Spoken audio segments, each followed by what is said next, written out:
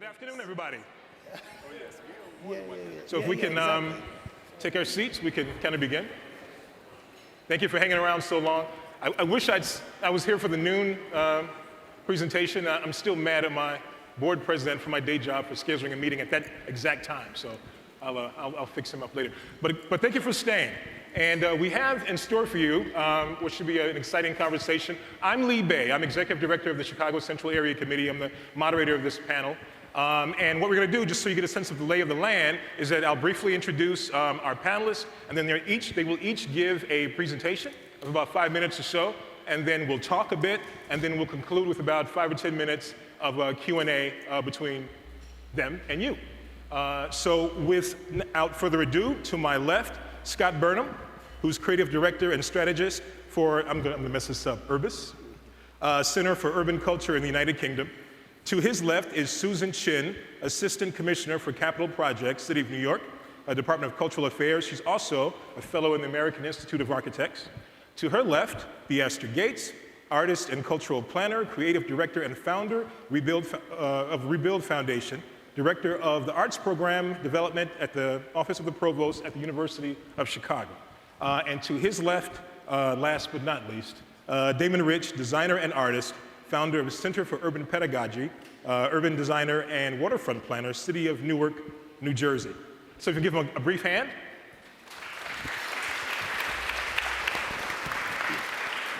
And now we're going to go to Scott, who's going to kick us off. All right. Hi, thank you very much. It's been an amazing day hearing so many different perspectives and so many different practices and observations. I wanted to begin with looking at an overview of a couple of my projects because I think they respond to a lot of the issues that have been brought up today. There's been a lot of questions about getting people involved, getting people to step inside an institution. What does it take to get people in there? What is the sense of how can we program in a different way? How can we structure our offerings in a different way so that it attracts more people? And there's been a lot of talk about a commonality and about how to find this kind of commonality across kind of different sectors and different populations. This surprises me in some way because there is one thing in common that we all have, and despite the name of this conference, it hasn't been talked about that much. Regardless of income, of status, of race, of gender, everyone shares one thing, and that's the city itself. And for the last 6 years, since I moved on from URBIS, I've worked in the city itself with the shared commonality to create projects which kind of extend themselves to the general public for one reason. This morning it was said that culture has changed. Our relationship with culture has changed, and that is true. Our relationship with the city has also changed. And if you combine that relationship with culture changing and the relationship with the city changing, we need a new paradigm of creating and operating culturally in cities, in the city. Jackson Pollock, when asked why kind of the departure from figurative painting, he said, in the context of his time, he said, this is the age of radio, this is the age of air flight, this is the age of, looking into space. He goes, the same technique cannot be used again. New times need new techniques. Culturally, that's what we're faced with. We're in a new time, we need new cultural techniques. I view this as kind of hacking the urban, is a phrase that I've used. Hacking culture, hacking our relationship with culture. Let's take, for example, public sculpture. I'm probably not going to win any friends by saying this, but I find it incredibly arrogant to drop a piece of public sculpture into a space that has very little to do with the people who are actually using that space, about them creating it. When these people go home, they can go on the internet and they can curate the videos that they watch, they can curate the pictures that they see, they can create their entire online world of friends and images and sounds. But they can't do that in the city. In the city, we're still operating on a top-down cultural model of presenting people, saying, we've decided what you want to see. So let's go back to that public sculpture moment. If people are going to have a piece of public sculpture in their city, why can't the public create it themselves? This is Sculpture Point by the Spanish sculptor Martí Guixé. This is a project I produced in Amsterdam as part of the Urban Play project. You see in the upper left-hand corner this little girl. In terms of kind of the community, in terms of getting people involved, the day after this was installed, everyone began turning out, and you saw kind of these wonderful crews of people out there chipping away, beginning creating the sculpture. The next morning, this little girl appeared with this bag of kitchen tools she dragged over, and she began kind of carving out that little face that you see there. She took great pride in it. She was there forever. And I had a long talk with her mom right after her mom came up and basically said, what the hell are you doing taking photographs of my daughter? So those moments really bring people together. And in the upper right-hand corner, again, I do need to explain that I've got the wonderful kind of pleasure here of reducing kind of what's normally an hour's talk into about 3 minutes. So you'll forgive kind of if we go a little quick. In the upper right-hand corner is when it begins taking shape, when the piece of public art is beginning to be created by the public. At other times, it can be a different perspective. This from a project I did in Porto. I did a media campaign saying, what could you suggest that would improve kind of your daily life in Porto? And one person said, oh, the bus stops are always overcrowded, and besides that, they're boring. And so this person said, I get an idea, and I kid you not, this is how the thought process went. Let's create something that looks like a brontosaurus or like the Loch Ness Monster, but serves as a chair. And then we can attach it to the bus stop to provide extra seating, and is a nice piece of sculpture. This was done through rapid prototyping, very cheaply, less than 3 days from idea to execution.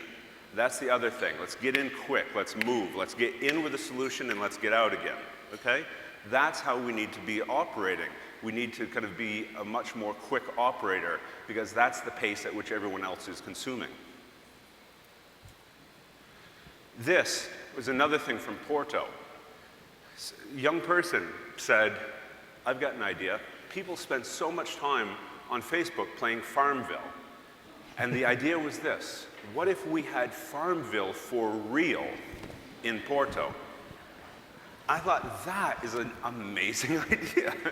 I love the phrase Farmville for real. So these people designed these little kind of plastic things which can just be printed out on a normal kind of heavy-duty printer on plastic sheets, cut, snapped into place, and you begin creating these kind of planting pods just out and around the city of Porto. It's design, it's agriculture, it's public engagement, it's everything we've been talking about.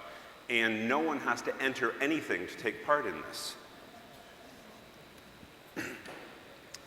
This from Urban Play, Moving Forest by NL Architects. One thing that people sometimes say about projects like this, they say, well, that's very nice. Those are kind of attractive things. But how do they feed into the infrastructure of the city? How do they kind of contribute? This project was really an amazing project I was quite pleased with. You see on the left-hand corner, this, the basic argument was, why does all the greenery in the city have to be fixed into place? Why can't we kind of put greenery where we want greenery in the city? So they created these things. That's only half of it. What then happened is, as people began moving these carts around the city, which were GPS tracked, what began happening, the GPS tracking wasn't to prevent them from being stolen. It was so the citizens were telling the city where they wanted green things to be. And you see in the upper right-hand corner this very desolate, sort of blank public plaza. Someone said, I want greenery here. And what began happening was you were crowdsourcing the landscaping of the city through a cultural project. And, whoops, what happened there? The last project I'll talk about is one of the most well-known. Stefan Sagmeister created this project for the Urban Play Project, which I produced in, again, Amsterdam. It took 150 volunteers 1 week. That material that you see there is 300,000 pennies, 300,000 Eurocent coins. One side is a normal bronze coin, the other side is painted blue.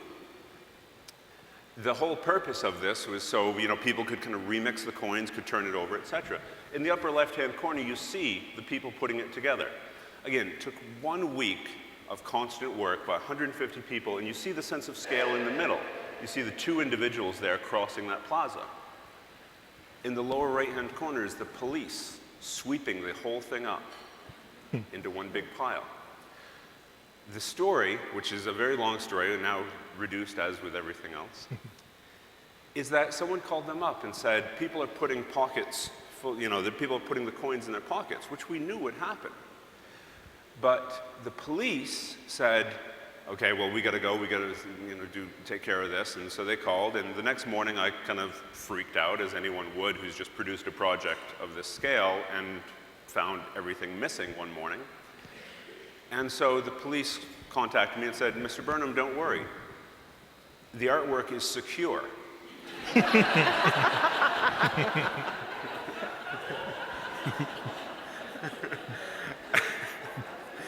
They kind of didn't really get the point, but they were really proud of themselves. They were really proud. They said, don't worry, we've got it. It's in about 27 bags in the back room right now. It's good. I said, well, thank you very much. Tears, kind of.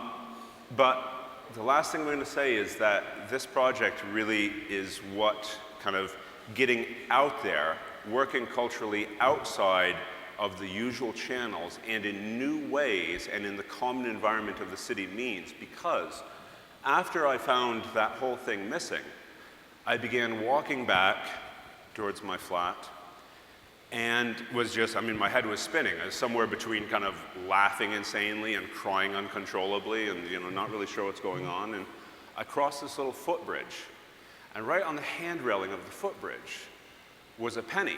And I thought, well, that's ironic, I just lost 300,000 of them back there. So I picked up this penny, and it was blue on one side. And to me, that really meant a lot, because already kind of the message of that artwork had begun going like this. And every once in a while in Amsterdam, people will still tell me, hey, you never guess what? Last night, I found a blue penny in my change.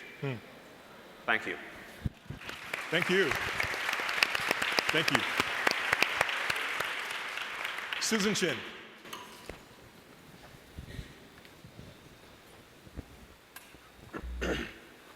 So I'm going to talk to you as a public sector architect, and I'm sorry that I'm going to be inside the bureaucracy, Scott. That's okay. It's all right.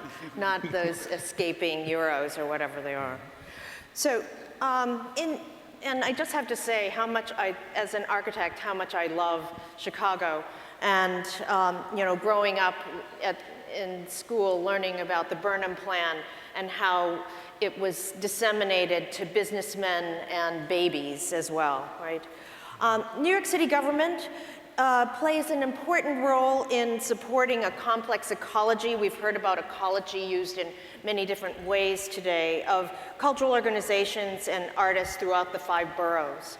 And we've developed a very strong public-private partnership between the arts and cultural community that began in 1869. And what you see there on the left is the first wing of the American Museum of Natural History in the middle of Central Park. And then to the right, the latest edition of the Rose Center by Polshek Partnership. But the museum was our first cultural institution where the city provided the facility and the founding fathers provided their collections and their programs for the public. And there are now 33 cultural institutions, ranging from the Metropolitan Museum to the Queen's Theater in the Park. We're also providing programmatic support to 900 organizations throughout the 5 boroughs, technical assistance, and we liaise. Part of our role in city government is to help make the framework and give permission to various organizations. We liaise with the Department of Transportation, Housing Preservation Development, Economic Development, let's see, who else? Sanitation. Culture is infused in every part of our lives, as you've heard earlier today.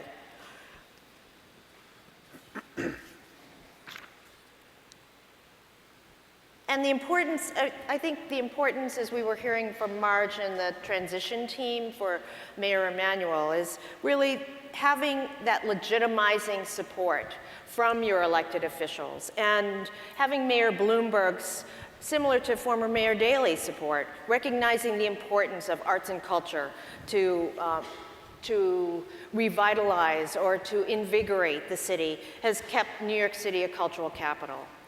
And so as we're looking here, the various tools we're using to create New York City's cultural infrastructure include design excellence, public art, as Scott was talking about, but I think we have a different concept of public art, cultural districts, and zoning.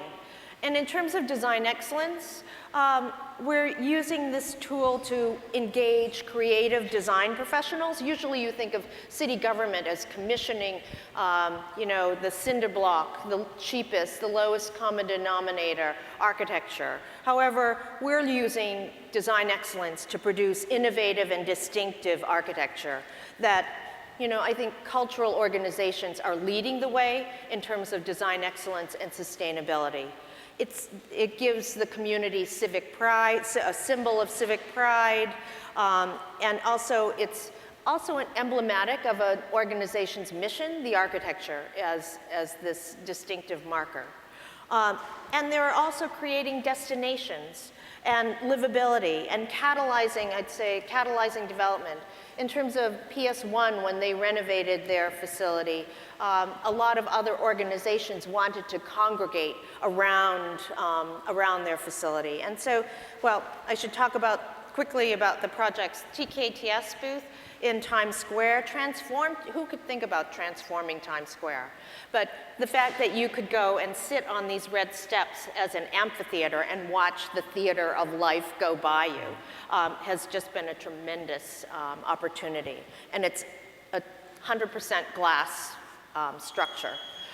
So, and then the Museum of the Moving Image, we've recently opened an addition to the Museum of the Moving Image. They've reconceptualized their institution and, through their architecture and making the architecture that kind of moving image in concert with film and video and showing the history to children who have never used a camera before.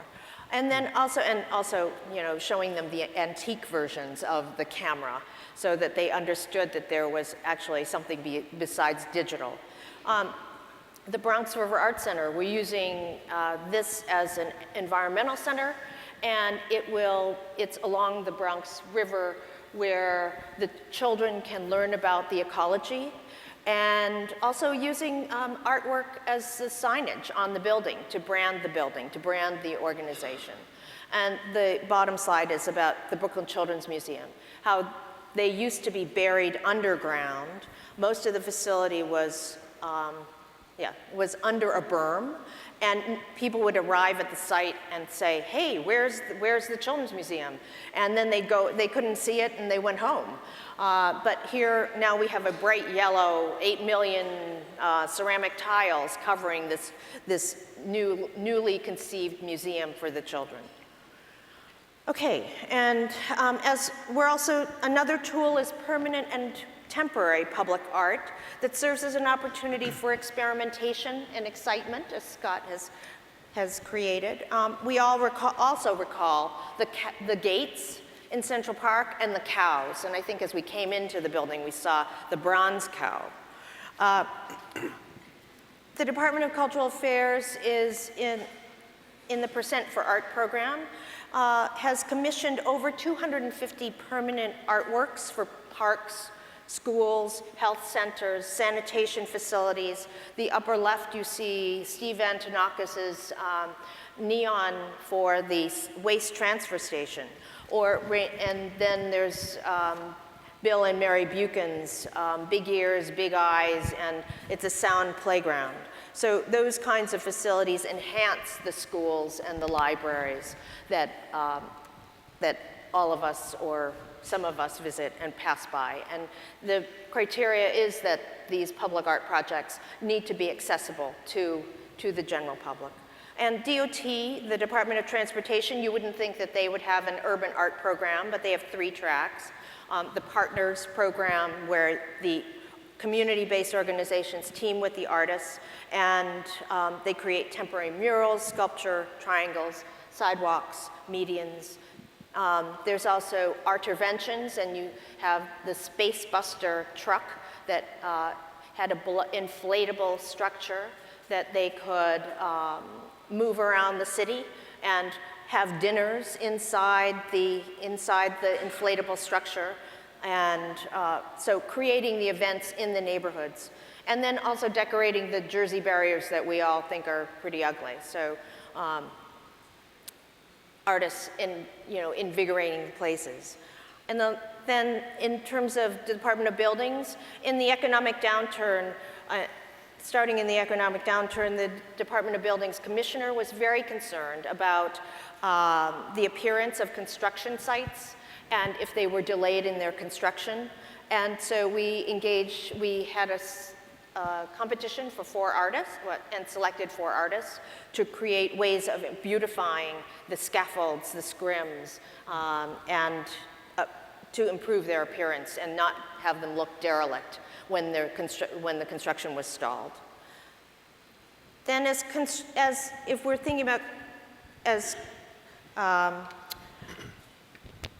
the importance in cities of creating cultural space and production.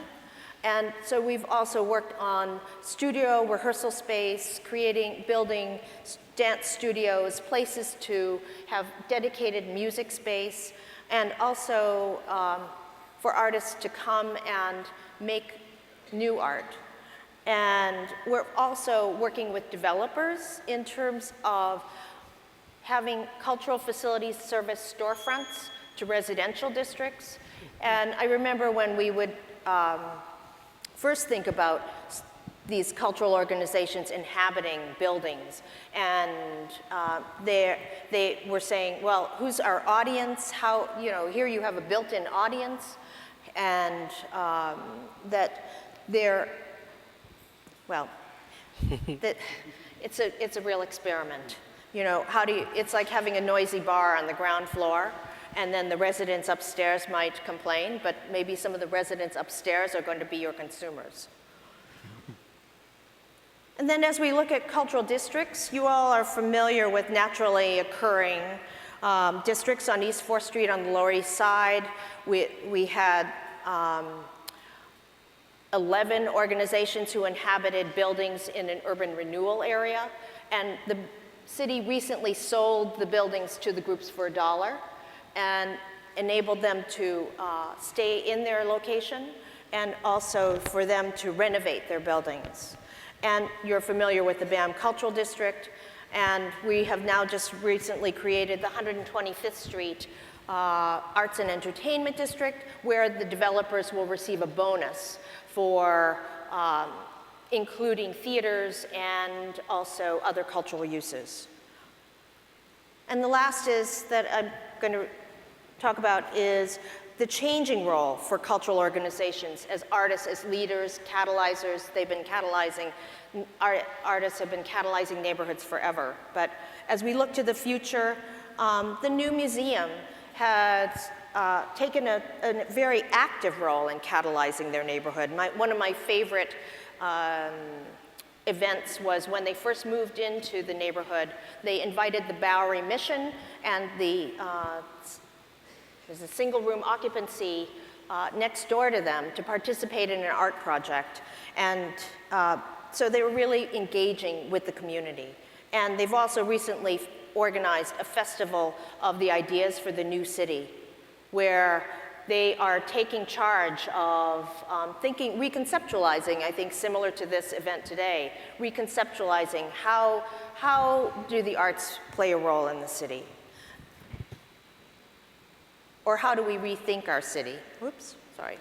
And then the Noguchi Museum and Socrates Sculpture Park are gathering together and collaborating on getting together 4 project teams of artists to reconceptualize the Long Island City neighborhood. And they will present this exhibition of ideas and hopefully reinvigorate a rather gritty part of the city, and we'll see their ideas in October. Thanks. Excellent, excellent. Thank you, Susan. Theaster. Hey, it's really good to be here. I'm just gonna let you guys, I'm an artist, and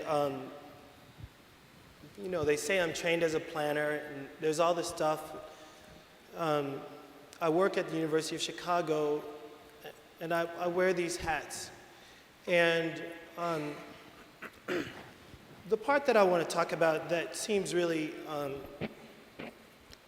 not talked about a lot is the value of the artist as trickster and believer and redeemer. That maybe I have these questions that I ask myself.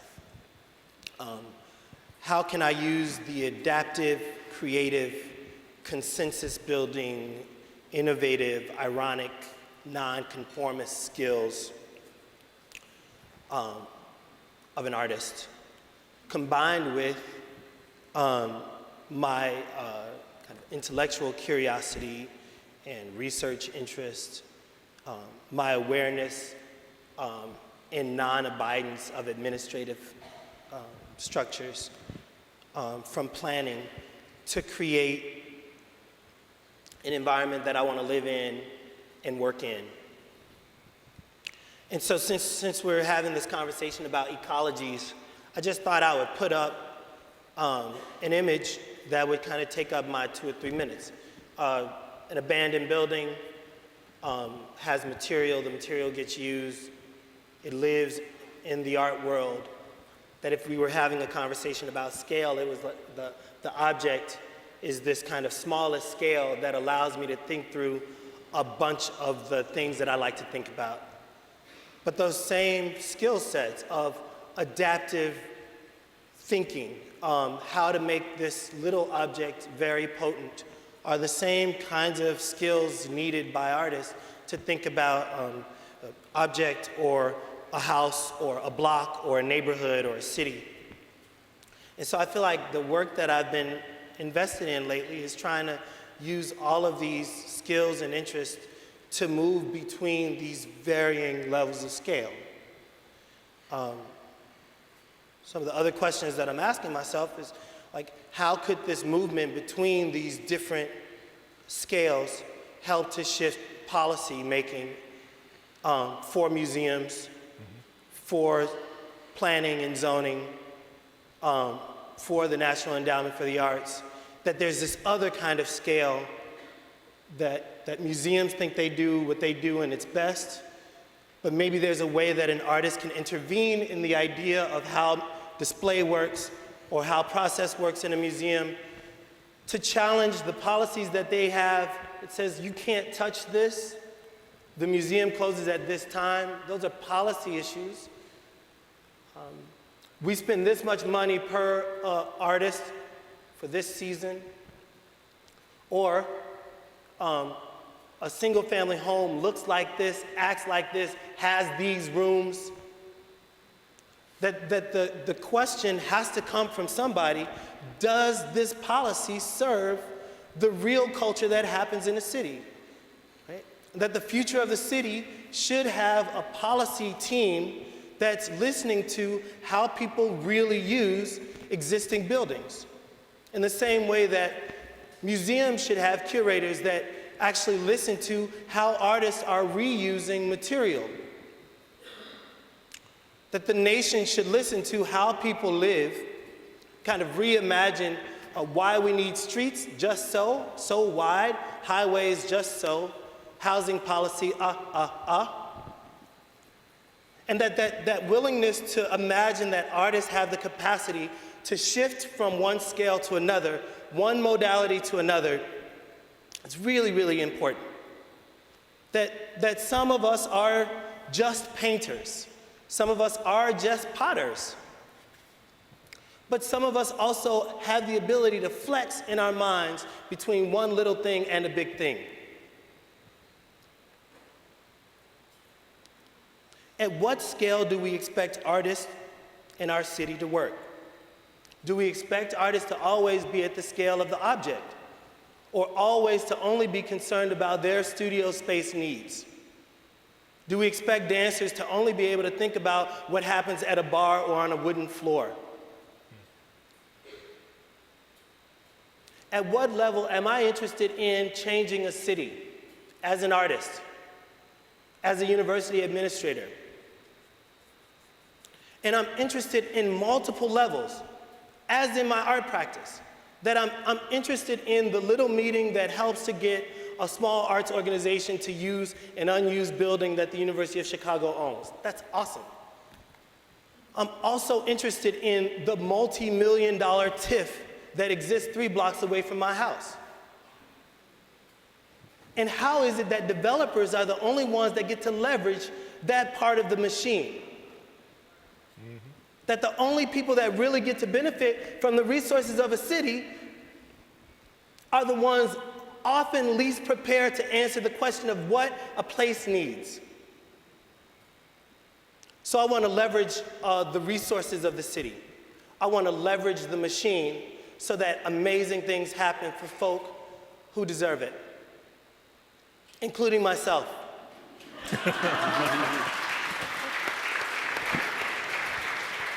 So that in the same way that we're trying to figure out how to load objects that are so little with potency, I'm asking that question of the house. How do we load it so that it becomes more than just a 2-flat? So that things that are on their way out of cultural activity might have a home again. And that maybe the new home that they have is amplified above the original intent of the thing.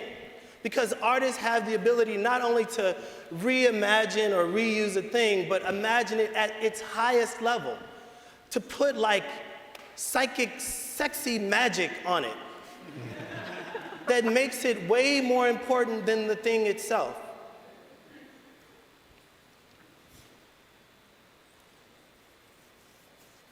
And people always ask me, but what about scale, Theaster? Like, can you do this over and over and over again, right? But to Maria's point, sometimes people won't fund things when they're brand new. So you got to find your own money because these things require loot. And then the only time that people become really invested in your projects is when they're already successful.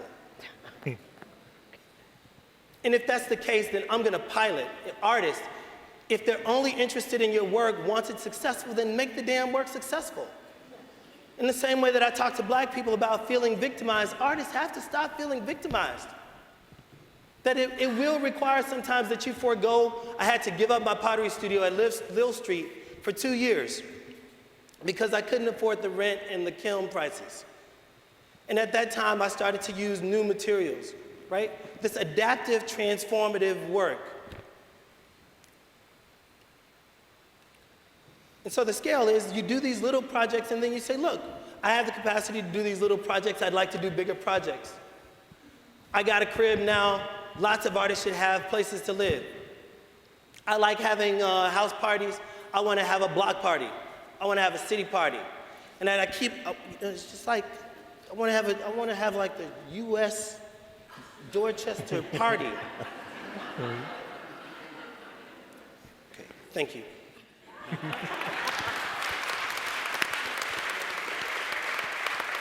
Very good. Very good. afternoon. Thank you, TG. Thank you, Damon buddy. Rich, I'm sorry. I was just reintroducing you. Go ahead. Yeah, ready to go. So, I'd like to share 3 notions of how designers, artists, and design and art institutions can not just engage with the global city, but unpack it, I hope remake it, and along with, I think, these so-called talented people that we know are so in demand to inhabit it. So 3 times for your mind. Number 1, your museum needs a community organizer. 2 summers ago, I had the opportunity to make an exhibition at a great public museum in the city of New York, the Queens Museum of Art. The museum exhibition was about mortgages. Exciting topic. Among other things, at the behest of the museum director, I worked to create a piece with a lot of help that used the panorama of New York City, one of the largest architectural models in the world. If you haven't seen it, you got to check it out. On every block on the model of New York City that had experienced 3 foreclosures in the year 2008, we placed a small plastic marker. And I'm not here to so much talk about the exhibition, which beyond that went into all kinds of notions of how this evidence was produced, how this social system operated in this way to produce this pattern, which of course was not just about the extent of the impact, but its uneven distribution across the city and its inhabitants. But for me as an artist, as someone trying to make meaning, the most important thing about this project was the staff structure of the museum. The Queens Museum of Art is the only museum that I've ever worked with as an artist that has a staff position called community organizer. And after you see all this stuff in the exhibition, which I had a lot of fun making, playing with puppets and things like that, was the notion of how do we get this into the crevices of the world where it is most meaningful. So, the community organizer on the staff of the Queens Museum, for example, took the immense amount of time to identify, mail, email, call over 100 housing-related organizations and said, the week after this exhibition opens, we're having a party called the Thank You Housing Advocates Party. And anybody who works in a housing organization can come and drink for free. Right.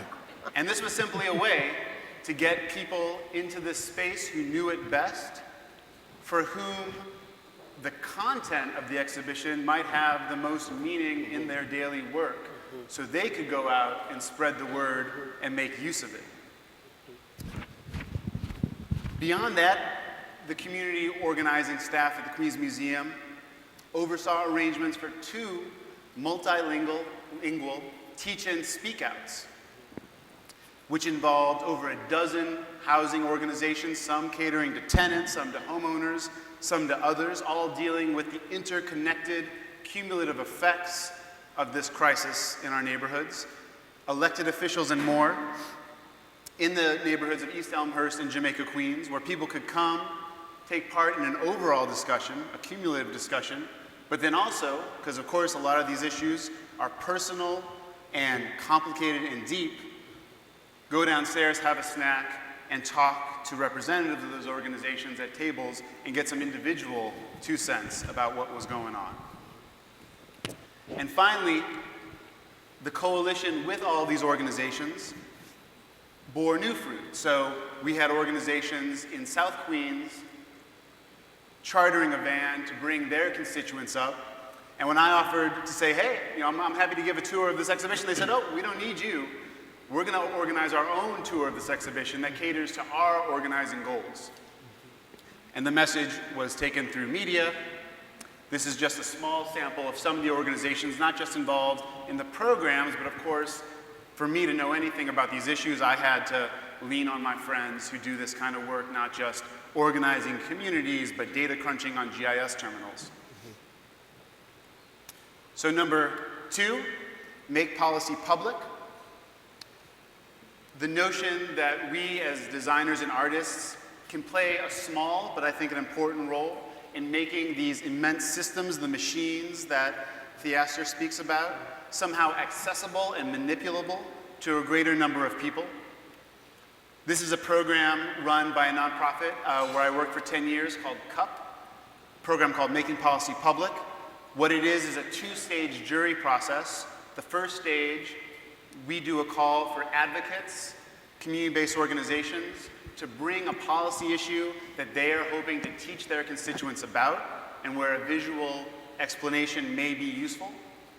Once we pick the topics, we advertise them to designers and artists, and then we begin a long process, usually 9 months to a year, where our staff plays translator, handholder, keep honester, or something like that, of these organizations, transcoder, to produce fold-out posters that are a part of campaigns being run by the organization. So for example, after the housing crash, when a lot of rent-stabilized housing in New York City was bought with tremendous leverage, left underwater, left with lots of questions about how it would be resolved, a group of housing organizations called Tenants and Neighbors worked with CUP staff and a graphic designer named Glenn Cummings to make this poster. This is it being released at one of the rallies of Tenants and Neighbors.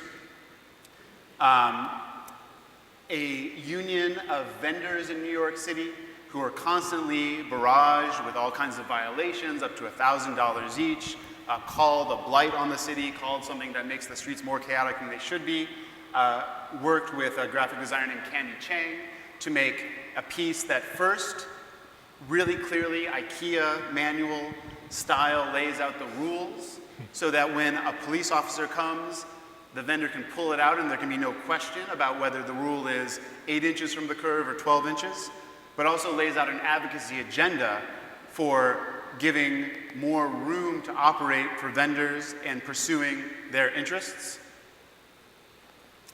And most recently,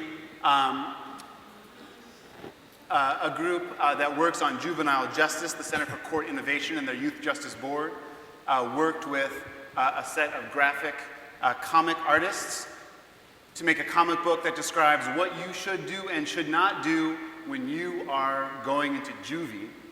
And after this was done, the Department of Probation, which runs the juvenile justice system in New York City, called us up, and now they give one of these to every person going into the system.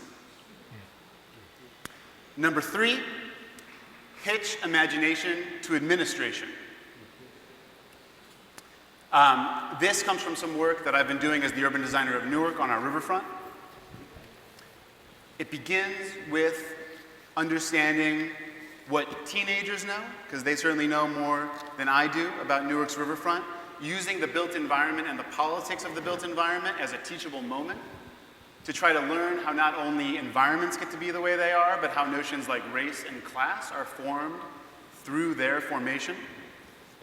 Exploring, making maps, finding dead birds and broken things, talking to community-based organizations, real estate developers, coming up with our own visions, and then creating a public spectacle of it, using youth education and youth work to drive popular education. So my mayor, Cory Booker, could come and cut a little ribbon on the little model.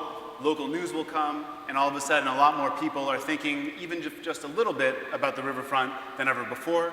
It can get installed, say for example, in the public entrance of City Hall, and then more can happen. So for example, the National Endowment for the Arts, thank them, funded a set of public programs to take people out on the riverfront to see it with their own eyes. People who had lived in the city 70 and 80 years never saw their own city from the point of view of the river, the reason the city is there in the first place. I love this t-shirt, haters make me famous. Walking tours, and then that leads into actual traditional capital projects. So when we have a meeting about designing the first riverfront park in the city's history, on a weeknight, work night, in City Hall, over 100 people come. And today, we're in construction on that park. Yeah. And finally, in the biggest sense,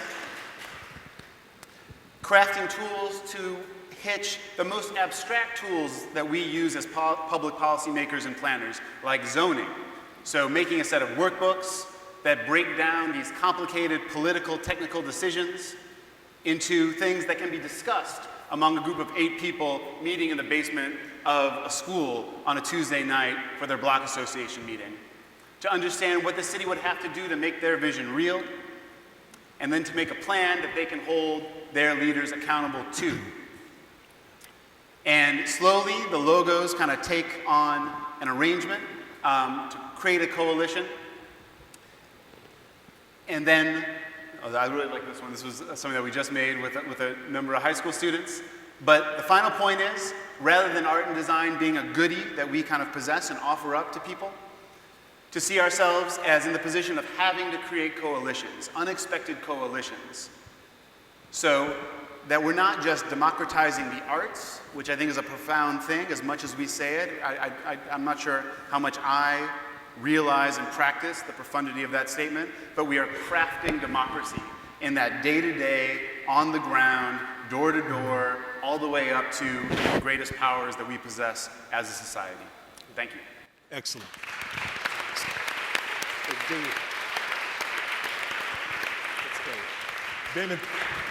Damon, thank you, and thank you to our panelists.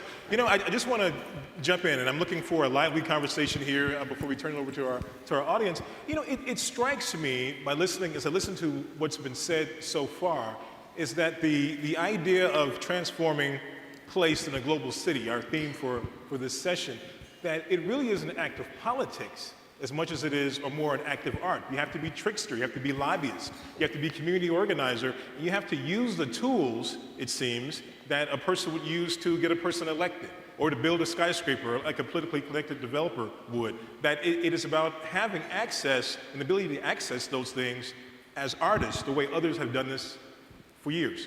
Anyone who wants to jump in, for, against, or around, please do. Yeah, I just wanted to say, because when you brought up that point, you know, obviously there was a whole 8-month period leading up to what I showed you kind of in process. And part of that was very much in the politics of the city, in the negotiation of it.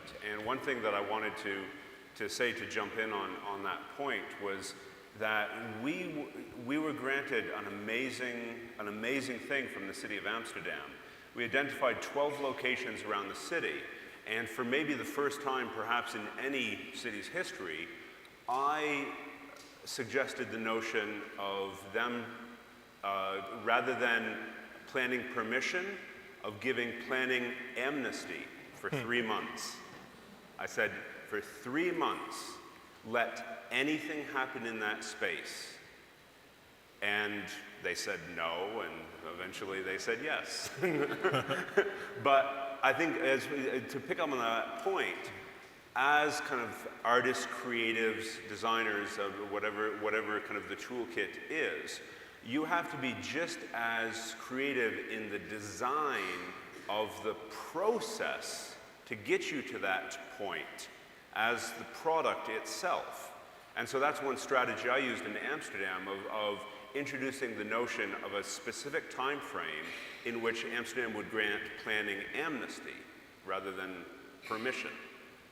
Susan, now you are on the inside, but I know, having worked in City Hall, there's still politics, small p, sometimes politics, that you have to deal with. Indeed, I was talking to someone earlier today about, you know, Jean-Claude and Christo. I'm sure you've all are familiar with their work method and the Snake River or the gates, and it took them 25 years to get permission to do the gates in Central Park. And, you know, at some point, you know, you as an artist have to really kind of walk in the bureaucrat's shoes to help them understand, okay, how is it safe? How is it good for the public? How is, you know, so, you know, how is it going to, what is it going to cost me? What benefit, public benefit is this work going to be to our city? And in the end, you know, I can't remember, I think it was like like $50 million economic development if we're talking about metrics. But when Jean-Claude and Christo, and there was another project that they were working on, and they were given permission. And that wasn't what they're about, right? The whole thing was part of the work is the struggle of getting those permits. And where, you know, as a government official, you know, we're there to serve the people, whether folks really think that or not, and to enable things to happen in a public-private partnership. But you also have to give some comfort to your elected officials. But Theaster, you don't want to wait 25 years, though. You want to kick the son of a bitch in now, don't you? I was actually going to just say that I think what's healthy about this is that I think we as artists need more friends who are policymakers and who are government officials, or at least folk who are allies to our practices, so that we both have the same desire to see a healthy community. If you can tell me what the limitations of a building type is, I can push back to you in a casual conversation. Well, what about this? What about that? And then we could maybe arrive at a new position of fighting together. Like, oh, well, if you could suggest these things and then suggest them at city council, like this is what a city council meeting looks like. These are the people who you talk. But I think that as long as artists as long as we're without those tools, and as long as bureaucrats are without the imaginative tool, that we'll just kind of stay in our silos and certain things won't get done. So I cheat sometimes, you know, and I cheat, and then Nora Daly comes over and says, oh, this is a really interesting model. Maybe this is something that we could share with housing and economic development, right? That new forms, new building typologies emerge out of the problem that the old typology is failing. So, you know, somebody has to sneak, or those friendships have to come from somewhere. And normally what happens is that there's a hotel that wants to be in a place where a hotel shouldn't be, but because the hotel has a team of lawyers that can help them think about zoning, we can figure out a way for that building form to make sense where there's just single family homes. It's like, you know. And so I think that, like, how do we creatively engage one another so that innovation emerges, that it's a relationship between policymakers. So I think the advantage of having like a cultural policy center that's really interested in the emergence of culture is that policy center could then help to inform artists and help us cheat better. Good point. And on that point about helping us cheat better, I mean, Damon, again, how do we get the hard skills? How do you learn the hard skills in order to do this kind of thing, or to be able to navigate the things that you had to navigate in Newark that you showed us there before? Sure. Well, actually, before I answer that, when TG was talking, I just thought of one thing, which is to say, I think that there's a sharper point to be put on this, which is to say, without this act of reconstellation and interpretation, the greatest projects will fail. And by that, I'm thinking about a story. I was at a gathering of Asian American Pacific Islander community development corporations. And they were talking about smart growth. And you know, if you're a planner, you read the journals, you probably are like, smart growth, it's a good thing, it's a good idea, da-da-da-da. Well, one of the people at this gathering came to me and they said, well, you know, the latest thing is that the city officials call us up, they say they want to do all these things, and they talk about smart growth. And we don't know what that is, but we're pretty sure it's the same thing as urban renewal. And if you're a planner, of course, you're like, whoa, no, like that's not the deal at all. This is totally different. But without this activity that we're talking about, without this notion of how these giant abstractions touch the ground and begin to make meaning, then that kind of a project, whether it's smart growth or anything else, is going to fail. It's not going to stick. To quickly answer your question, you learn the way any organizer learns, the way any activist citizen learns. One of my favorite stories is from the west side of Chicago, Austin. A group of residents started looking around and seeing a proliferation of abandoned buildings in their neighborhood. This is the late 1960s, early 1970s. People like Gail Sincata, I hope people know her name in this room. They began to say, well, why are all these abandoned buildings? And they started pulling on some threads. Without telling the whole story, eventually pulling on that thread leads to them learning about things like financial regulation, and leads to them doing things like changing with a whole coalition the national rules around banks are organized, leading to something called the Community Reinvestment Act. They didn't start with those hard skills, but they had something that was in their face that they wanted to change, and they had the endurance and the persistence to learn what they had to learn to change it. That's an excellent point. That's an excellent point. And you know, and in a way, it leads to a question that's sort of hanging out there, that at least hanging out in my mind, if nobody else's, which is as we talk about art and we understand, and all the examples that's been given and the things we've seen today, that there's certainly a larger understanding of art's importance in our society. I mean, it just increases, you know, every decade or so. But as that happens, how do you prevent it from being, for lack of a better term, art wash, which is a sort of cynical approach in which a development might, that hotel that you talk about, let's say in your example, Theaster, that in order to make it wash with the community, I might stick on some art in some way and say the community is engaged. I mean, or think of something that might not be fully thought out as art, as a way to sort of get something past the community in a way. How do you keep it honest and true? That's within the walls of City Hall and without, to make sure that it stands on its own and it is of the community that it's from. I'm trying to figure that out. Mm-hmm. One of the things that I've decided was that I'd like to be part of the management structure of a development corporation that's doing creative arts redevelopment. Mm-hmm. That you figure out a way that you become a kind of an adaptive part of the structure. So that if we all know that artists need housing, and maybe the needs of artist housing are a little bit different, but normally it's us at the mercy of a city to get a building for cheap, or at the mercy of a developer. And it's like, well, actually, is it possible for artists, because of their understanding of their need and their creative adaptive ability, to actually lead a kind of cultural redevelopment? And so I think that it's to the extent, and this isn't all artists, but to the extent that there's a way in which artists and arts activists and arts advocates and cultural leaders are interested in ensuring that things, that there are real stakes. You know, there are people who are going back to LISC and saying, LISC, we know that you have all this money set aside for creative cultural activity. You keep you give the millions to these people and you give 1,000 for a mural every summer. Mm-hmm. Can we change those numbers a little bit? But it assumes that you know that LISC exists. It assumes that you know how LISC funds, right? And so I think part of it just keeps coming back to how can we understand better, not just the problem of painting, but the problem of our cities. Mm-hmm. Like, can artists consider the raw fodder of our practice sometimes material and sometimes policy, you know? Scott, you're nodding your head.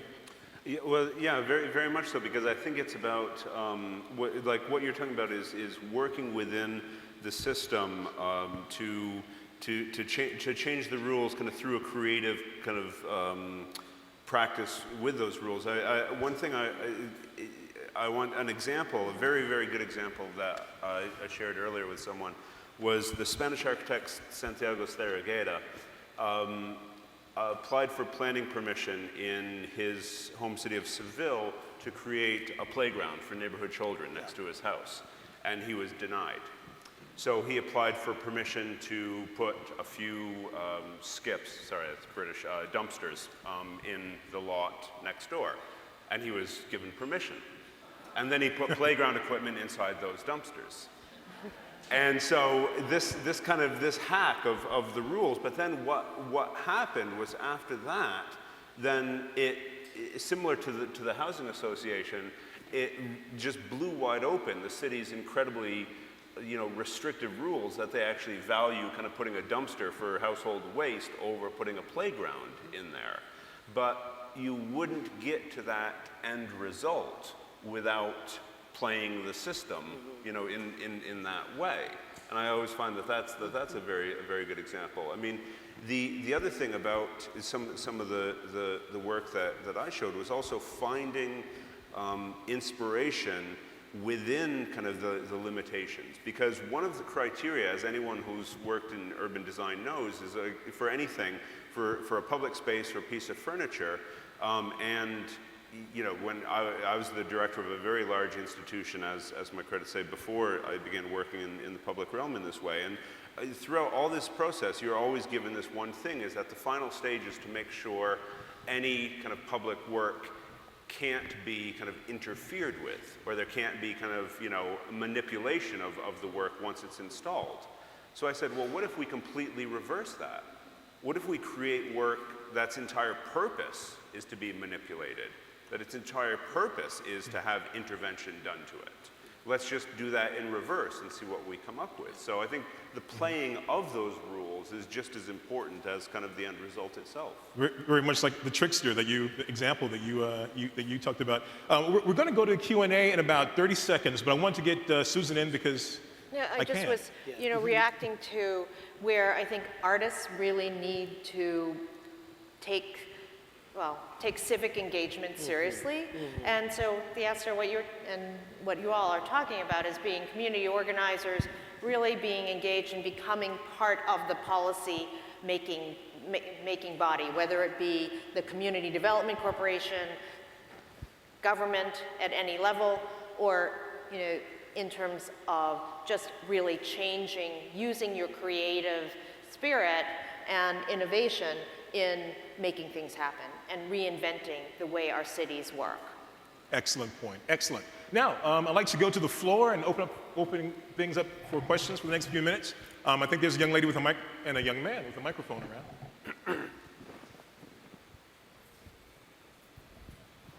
Hi, my name is Joanna Veronkovich. I'm a research analyst at NORC at the University of Chicago and also a PhD student there. My question is in regards to, so we're talking about the relationship between culture and the city. Specifically, we're talking about how culture can help strengthen our cities. And I'm interested in looking at the relationship from the opposite direction, so how our cities can help strengthen culture. And the reason I ask that is because a common tool, and one that I think that has been mentioned, is using cultural facilities in an area to help redevelop the area, to help revitalize the area. But a lot of the time, after we help build those cultural facilities, help organizations, inhabit those cultural facilities, we forget that it's difficult to sustain those cultural facilities as an organization, as an organization that is not used to having their own facility. So my question is, what are we doing as cities to help culture? What are we doing as cities to help support those organizations that have just built a new facility or have been placed in a new facility and are wondering, now how do we sustain ourselves? And specifically, I'm focusing on the financial sustainability of that. Excellent. Excellent point. Now, who wants to have at that before I pick on someone? Well, I guess in New York City, we ask the organization to provide us with a 5-year operating plan and programmatic plan to see that their strategic vision matches with their ability to sustain their operation. And I'm not sure that that was the question you were asking, but it is a public-private partnership. So looking to the organization and its kind of network to make sure that it's done its homework. Now, that's an interesting answer to the question, because when I heard the question, I thought, and again, I'll pose it to you guys, I mean, what immediately jumped to mind is this thing that we see in the city, which is, there's a part of the city that's, let's say, marginal, and artists kind of come there and they're there and they sink in and becomes, a beautiful place. And then developers come in and the artists are pushed out, and it kind of happens over and over again, and there isn't a system to sort of, to help those places hold on to and help those, I mean, that's one thing, one piece of the onion skin, like off that question, but maybe, Damon, yes. Maybe I could pose it back to you, that there's a place in Chicago that wants a Target to be built. That place is willing to tear down 7 large buildings at a cost of $13 million. That's a big chunk of their TIF to ensure that this new, potentially economically generating machine does something for the neighborhood. In addition, what we're willing to do for large business is to ensure that that business gets the land at no cost and that there's some kind of city reinvestment for that large corporate institution that has no real legal burden to provide any immediate return to the people who live around it. But the city does have the capacity to access huge amounts of money to make culture happen in the same way that it tries to catalyze economic development interests. But it's really a matter of what the city determines its priorities are. And right now, the cities imagine that the redevelopment that could happen in places will happen because targets will make it happen. And we have to believe that there are other things worth investing in at that scale, that instead of tearing down the 7 large manufacturing buildings, that they could imagine new things emerging out of those spaces, and the $13 million spent for that and the $20 million that would go to as a gift to Target could do something interesting. Excellent, excellent. Other questions, other questions? Maybe 2 or 3 of you, if you will. Excellent point. I want to. All right, wait, before we go, I'm sorry. Susan is itching in her seat there. What do you? Yeah, I just like. Come on, Theaster, come on. You know, this is where I would say, hey, you as an activist need to organize and work with Damon over there to organize a campaign for why, you know, the cultural development in culture is so much more important than that economic development in, you know, that in Target. Yeah. And so what is it? You have to be able to articulate the That's right. argument to the policymakers, to the civic leaders, and really get engaged. Yeah. And otherwise, you know, they think they're doing, the politicians think they're doing Absolutely. the right thing. We're going to improve the quality of the neighborhood. Maybe it's a big box, but all right. No, so, that's good. you know, This is where we want to go. Exactly. 'Cause Go ahead. Part of what I'd hope is that if I were alderman, now, don't get it wrong, y'all, not interested. But if I were doesn't alderman, sound like that to There's an me, alderman Theaster. somewhere who just did this, right? Is it I've already possible, got my petition ready. is it possible that I could ask Target to build an appendage to itself of an extra 30,000 square feet that would accommodate some kind of, you know, it's an ugly little box anyway. They may as well just take those steel girders and a little extra concrete. We're going to give them some space for parking. The artist could have some parking. You know, the Well, I guess church my down other the street. question to you would be- That I'm not saying that it's in opposition to Target, but is there a way that we could more creatively leverage the TIF that would exist for Target to do a more complicated thing with those resources? So would the mitigation be through some zoning action or through some other kind of enhancement? Yeah.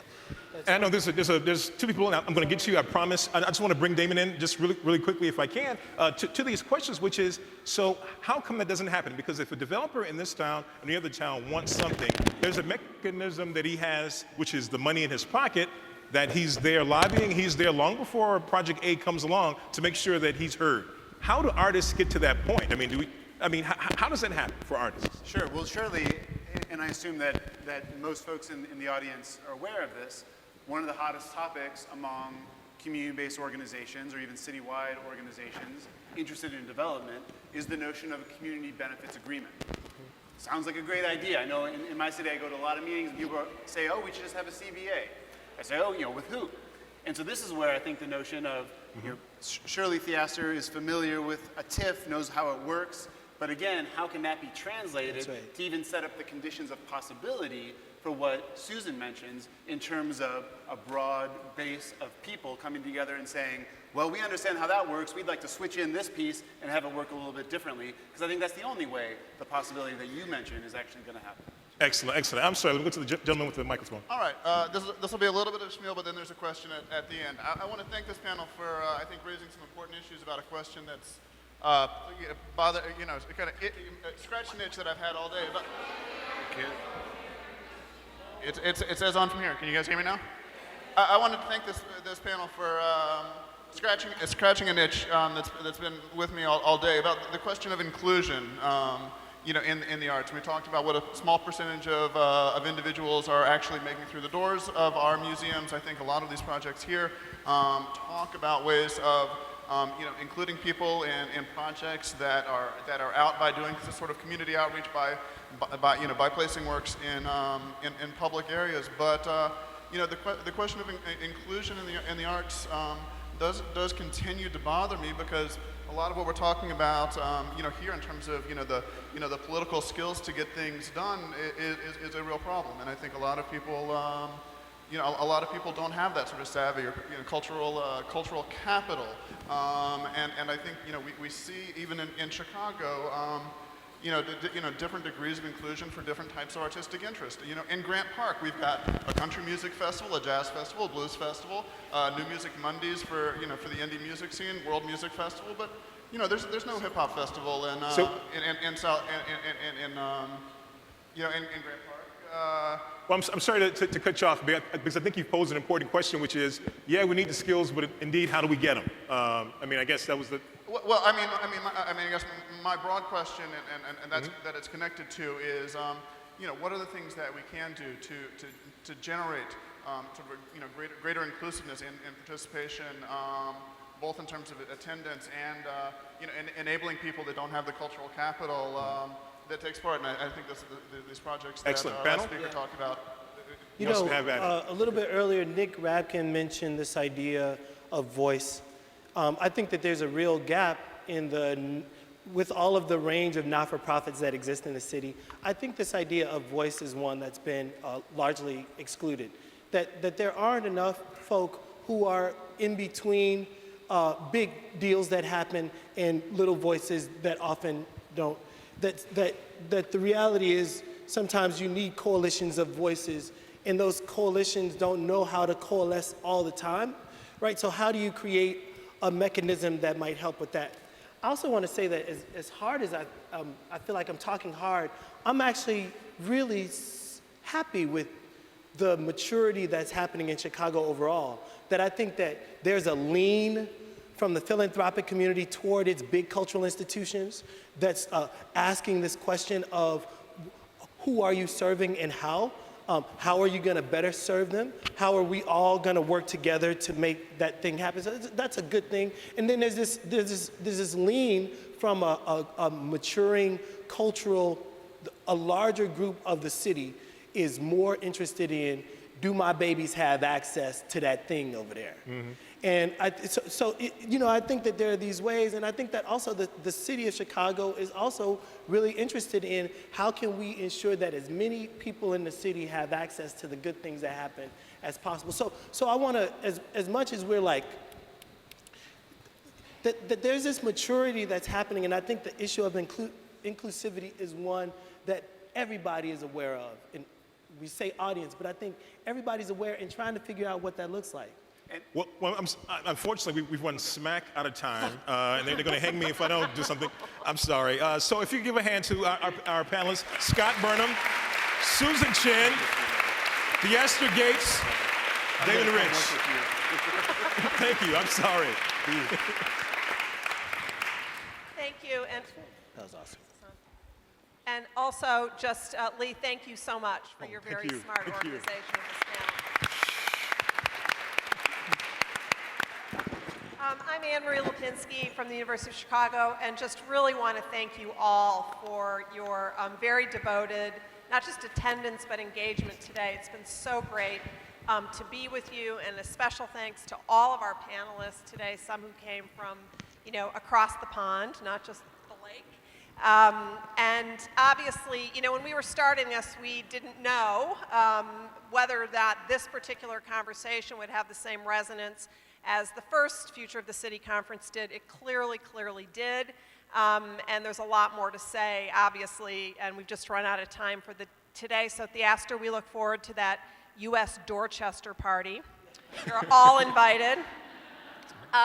All of this material will live on the University of Chicago website, Future of the City, and we encourage you to go, and if you missed anything, go take another look, or if you want to hear something again. And again, on behalf of the university, the NEA, Thank you so, so much for your time. We look forward to seeing you back at another one of these. Bye-bye.